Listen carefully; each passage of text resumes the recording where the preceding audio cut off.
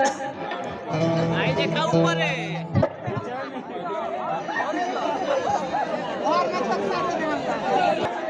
सारा झंझट छोड़ के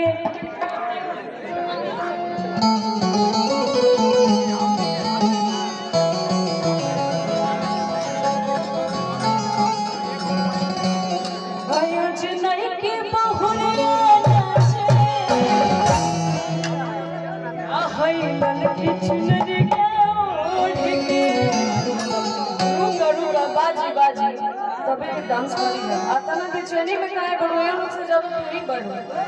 कहता अमन मगन भक्ति में आजा झंझट छोड़ के मन कोई हाथ ऊपर नहीं जाओ आज नहीं की बहुरिया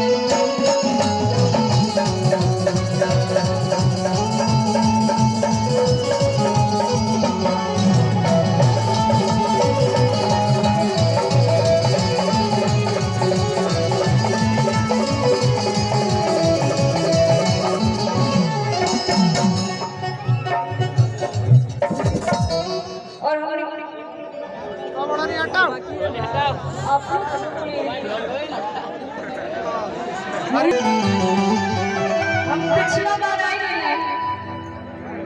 तो यही गाना खाली सुनत रही जब मतलब हम 4-5 खाली गए बने और यहाँ से कि हमारा प्रोग्राम करे से पहले ये को बोले रहे कि गाना जरूर कोई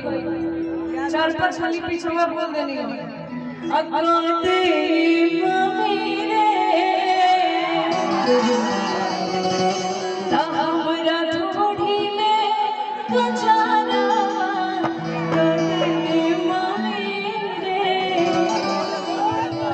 पहले के अब तो सब मॉडर्न जमाना हो गई बा हर जगह आप सब समझत हो कम जा पहले हमने के दशहरा या 10वीं चढ़त रहता माई सब टीका करत रही सन की नजर गुजर मत लगो सही बात हो तो मत बोला लो अब हुए से चढ़ जा